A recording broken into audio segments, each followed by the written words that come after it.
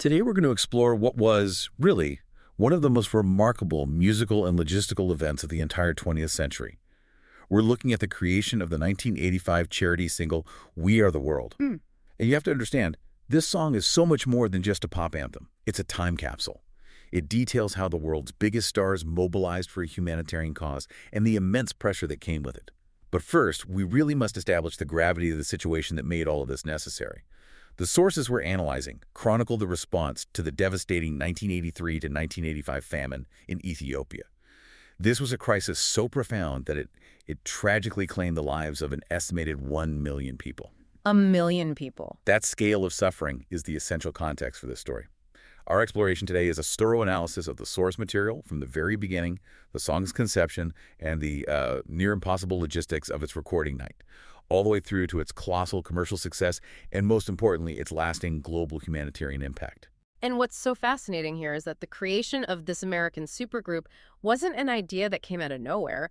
It was a direct and very intentional response to a successful British precedent. Right. Band-Aid. Exactly.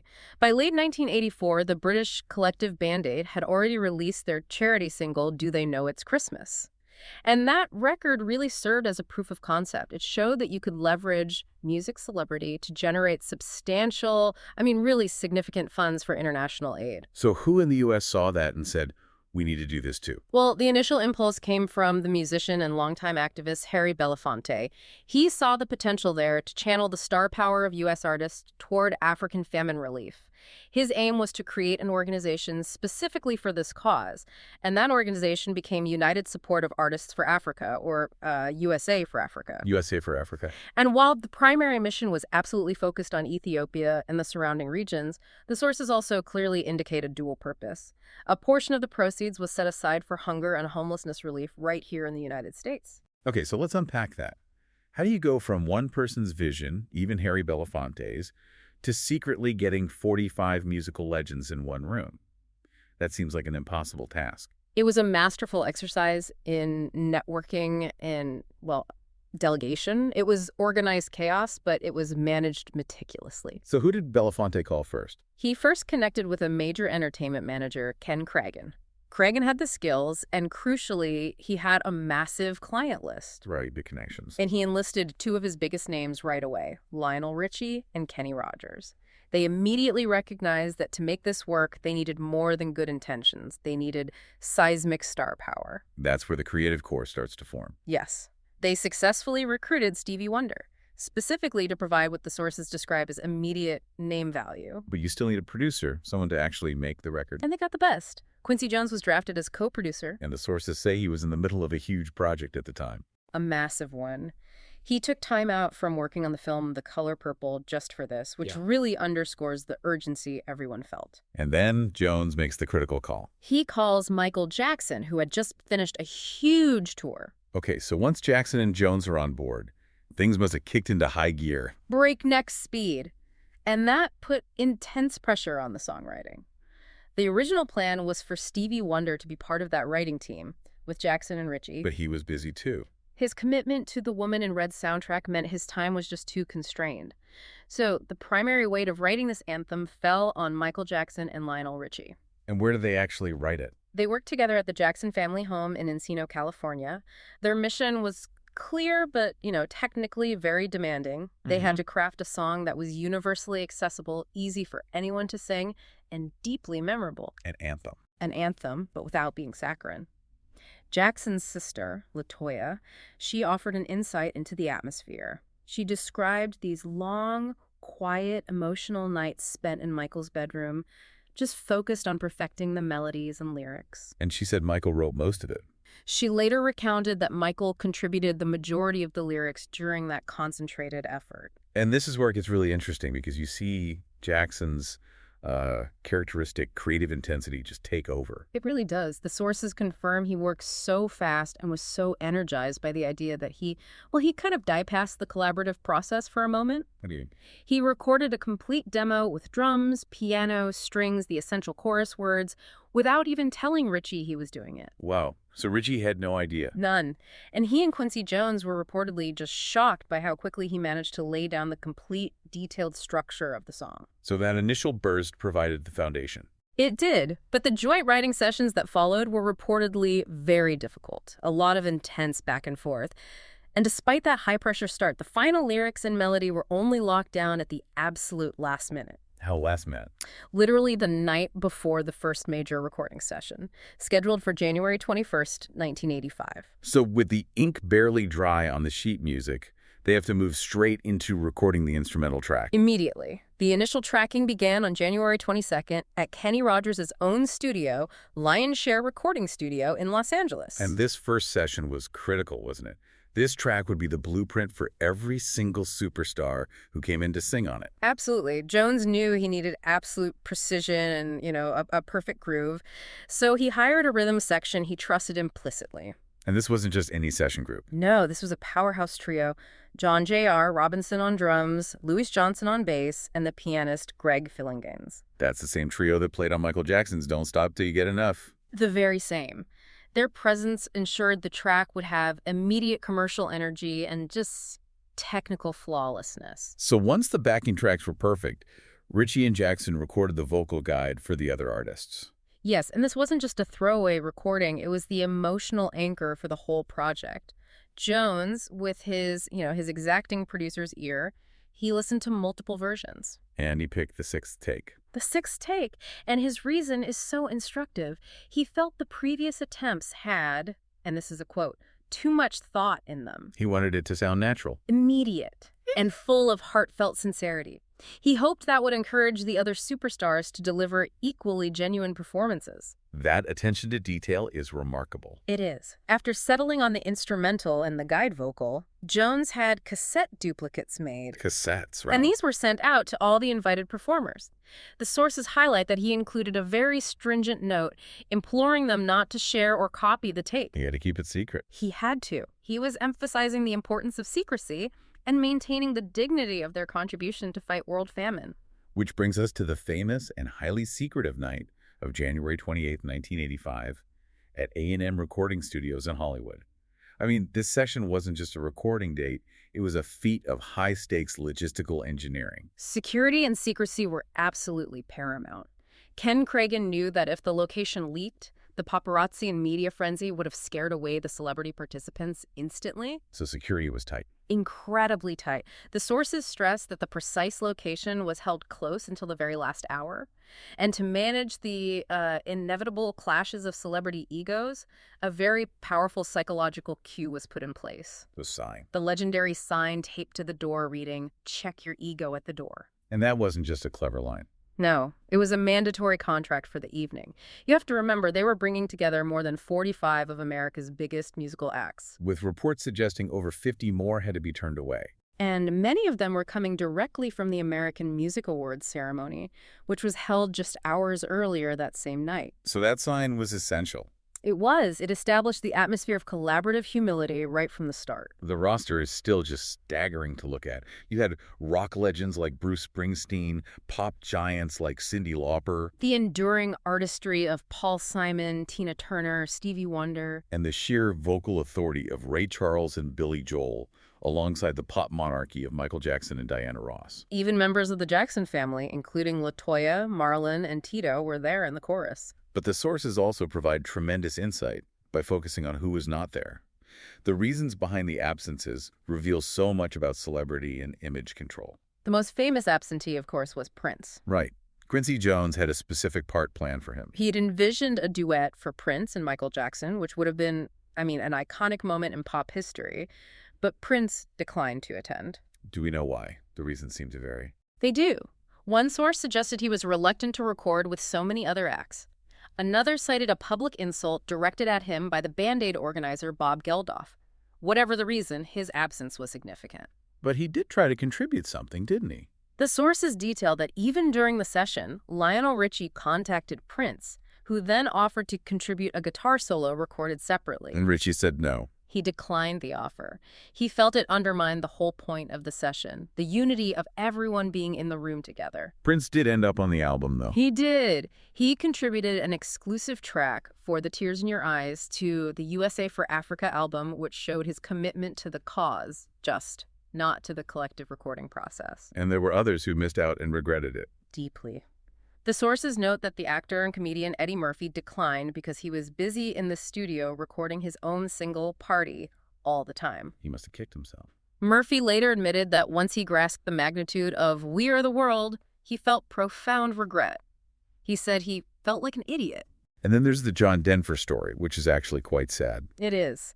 Denver actively asked to participate, but the manager, Ken Cragen, reluctantly turned him down. Why? Cragen revealed that some members of the organizing team felt Denver's, his country folk image would detract from the song's intended identity as a pop rock anthem. And that really hurt him. Denver recounted in his autobiography that the rejection broke my heart.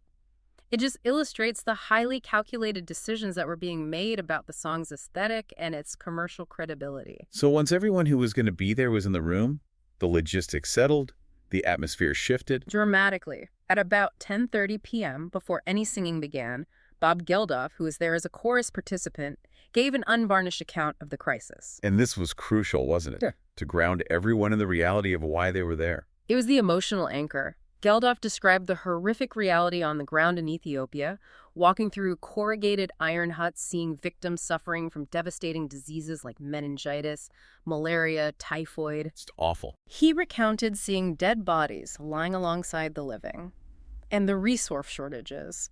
He gave this harrowing example.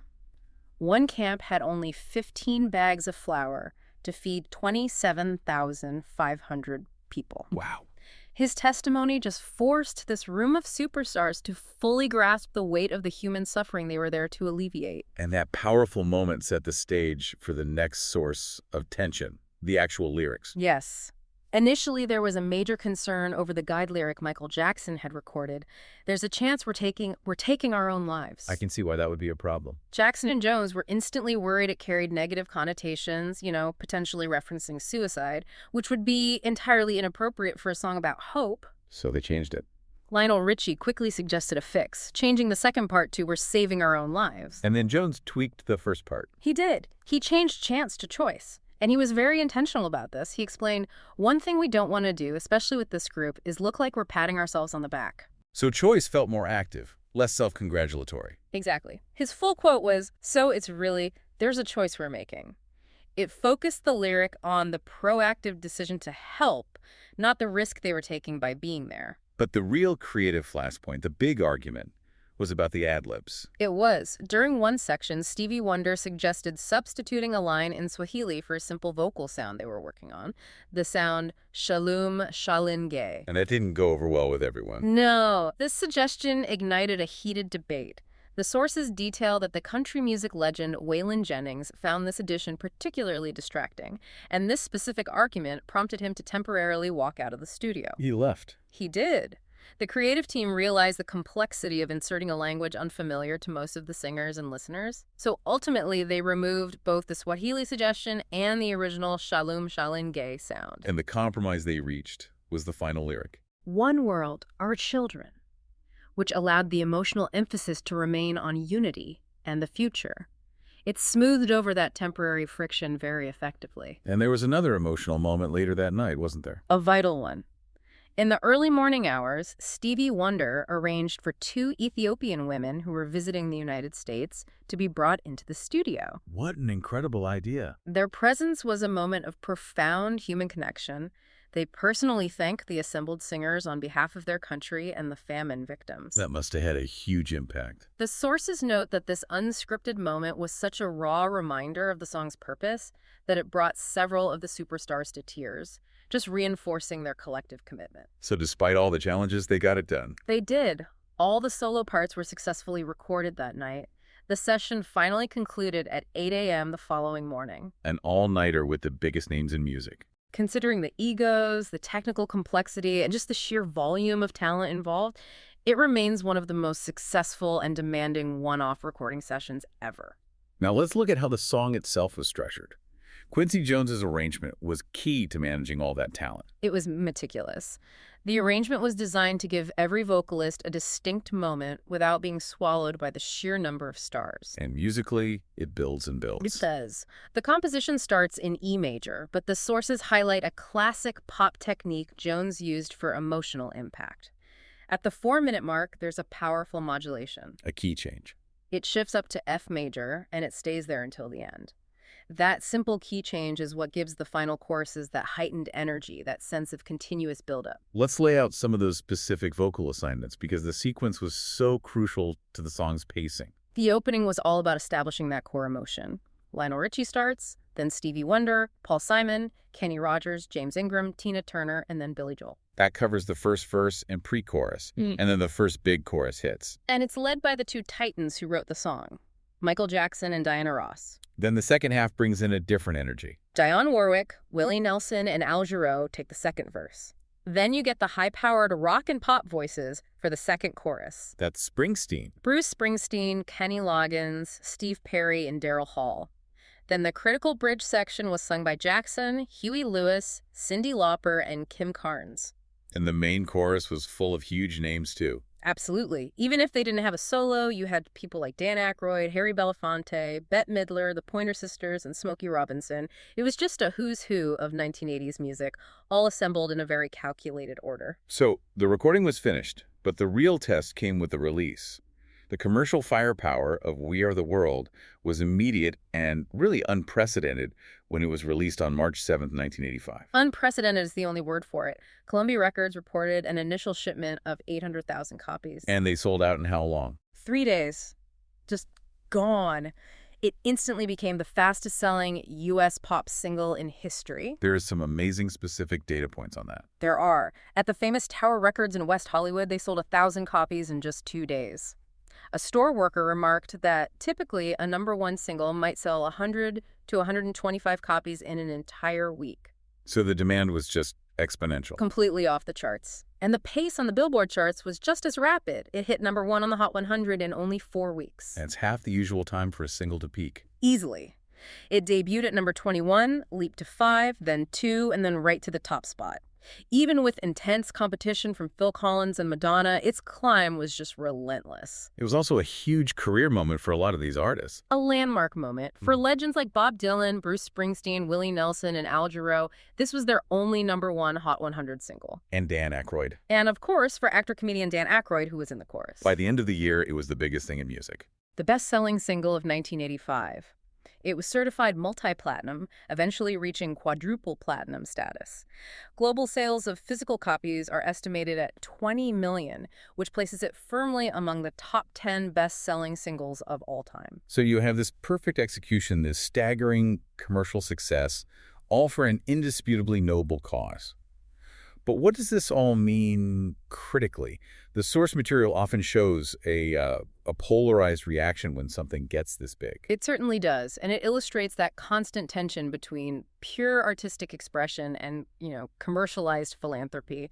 The criticism was pointed, and it focused primarily on the potential hypocrisy of the message. Greil Marcus was particularly sharp in his critique. Exceptionally sharp. The American journalist asserted that the song sounded, regrettably, like a Pepsi jingle. A Pepsi jingle? Why? He specifically targeted that lyric change we discussed. There's a choice we're making. He argued that this phrasing was inseparable from Pepsi's massive advertising slogan at the time, the choice of a new generation. So he felt it was a commercial tie-in, even if unintentional. He suggested the result was that Pepsi was getting its commercial catchphrase, some for free, by dozens of global superstars, potentially trivializing the humanitarian message. That is a serious critique. But the other side of that argument is the sheer scale of the good it did. Doesn't that outweigh the criticism? Well, that's the core debate the sources present. Professor Reby Garofalo had similar concerns. He focused on the line, "We're saving our own lives." And he didn't like it. He called it a distasteful element of self-indulgence. He argued that the artists were effectively proclaiming their own salvation by singing about a crisis they'd never face. He suggested the charity was more about the moral redemption of the affluent performers than the survival of the victims. And the rock community was dismissive as well. Yes. Music critic Dave Marsh noted that. Their critique was largely political. They felt the song was overly sentimental and, crucially, it lacked what they called a critique of the political policies that created the famine. They saw it as an easy pop solution that ignored the systemic issues. But the defense of the song was just as strong. Absolutely. Stephen Holden, writing for the New York Times, gave a compelling counterpoint. He directly addressed that perceived self-indulgence. What did he say about the saving our own lives line? He argued that that line actually assumed an extra emotional dimension when sung by people with superstar mystiques. He suggested the power was in these larger-than-life figures humbling themselves to acknowledge the gravity of the situation. He called it an artistic triumph. An artistic triumph that transcends its official nature. He gave immense credit to Quincy Jones's production, highlighting how Jones artfully interwoven the vocals. The production didn't try to homogenize the different voices. It used their distinct qualities to emphasize their individuality, reinforcing that many diverse voices were needed to form one world. Beyond the critical reviews, the promotion was a machine designed to generate as much money as possible. Every single avenue was used. It wasn't just the single. There was a feature-length music video documenting the recording, a hugely successful VHS cassette called We Are the World, the video event, which became the 9th best-selling video of 1985. And a massive array of merchandise, books, posters, shirts, all of it generating revenue for the fund. The media strategy was also very tightly controlled. Very. Life magazine was the only media outlet allowed inside A&M Studios that night. Their cover story in April 1985 gave the public its first detailed look at the recording process, making the secrecy itself a key part of the marketing. And then came the simulcast. Perhaps the most unifying promotional event of all. On April 5th, 1985, Good Friday, over 8,000 radio stations across the globe played the song at the exact same time, at 3:50 p.m. GMT. And the sources report these incredible scenes of people singing along everywhere. Yes, like hundreds of people singing spontaneously on the steps of St. Patrick's Cathedral in New York. Fun. It was this moment of genuine, manufactured global unity. So the chart performance is one thing, but the real measure of success is the humanitarian aid it provided. Let's connect this to what the money actually achieved for the victims of the famine. The financial commitment was immediate and immense. Within just 4 months of the single's release, USA for Africa had raised close to $10.8 million. Which in today's money is? Roughly $31 million. And the total funds raised by the organization over the long term have exceeded $80 million. That's nearly $229 million today. An incredible amount. And what's particularly insightful is Ken Cragen's strategy. He didn't spend it all at once. Why the restraint? Cragen understood that large-scale humanitarian crises require sustained effort. He noted that experts predicted it would take 10 to 20 years just to make a noticeable difference in Africa's deep-rooted issues. He said spending it all at once would be like a Band-Aid. Like putting a Band-Aid over a serious wound. His philosophy led to a structured, long-term investment strategy aimed at sustainable change. So how was the money allocated? 90% of the funds were pledged to African relief. Both short-term needs like emergency food and medical supplies, and long-term initiatives like birth control programs and food production projects. The remaining 10% was dedicated to domestic hunger and homelessness programs in the U.S. And those African projects show that long-term vision. They launched over 70 recovery and development projects across 7 African nations. Exactly. This moves the discussion beyond simple charity to actual development aid. These projects weren't about temporary relief. They were about fighting the root causes of famine. So things like agricultural training. Yes, teaching new irrigation techniques and crop rotation to make communities more resilient to drought. Other efforts focused on clean water management, drilling wells. There were even manufacturing initiatives and reforestation programs to combat desertification. It was about providing a lasting infrastructure benefit. And we have a specific, very poignant anecdote that illustrates the direct human impact. The story of Michael Brett. This came to light in 2009. An Ethiopian beneficiary of the aid, Elias Kifel Marim Bayan, recounted the story. He explained that the wheat flour distributed to victims was a higher quality than the local cereal. And the bread they made from it was special. So memorable that the local people named it Michael Bread after Michael Jackson. Bayan emphasized the lasting power of that assistance, saying, "When you have been through such hard times, you never forget events like this." The memory of the aid lasted a lifetime. The momentum from this also spurred a major follow-up project, this time focused on the U.S. hands across America. Yes, that was in May 1986. An incredibly ambitious idea to form a human chain of millions of people stretching across the entire continental United States to raise awareness for hunger and homelessness here. And We Are the World was played during the event. Naturally. But the sources reveal a surprising conflict tied to this. Michael Jackson, as co-owner of the publishing rights, strongly advocated for We Are the World to be the official theme song. But the board outvoted him. They did. They chose instead to commission a new and ultimately much less successful song, also titled Hands Across America. This had major repercussions. Jackson resigned from the board. He did. Frustrated by the decision, he resigned from the board of directors of USA for Africa shortly after. It just highlights that even in these massive charitable endeavors, creative and financial control can create real internal friction. Looking back, the validation for the single came swiftly. At the 1986 Grammy Awards, it just dominated. A clean sweep. It won Record of the Year, Song of the Year for Jackson and Richie, Best Pop Performance by a Duo or Group, and Best Music Video, and its importance has lasted. It was inducted into the Grammy Hall of Fame in 2021. Beyond the awards, historians recognize its immense political significance. Yes, the sources credit it with generating an international focus on Africa that was simply unprecedented. It fundamentally changed the model for how musicians could function as a collective political and social force. And it kept resurfacing at these huge cultural moments. It closed the 1985 Live Aid concert. With over 100 musicians performing it, though Michael Jackson himself was absent from that performance. And it was at Bill Clinton's inauguration.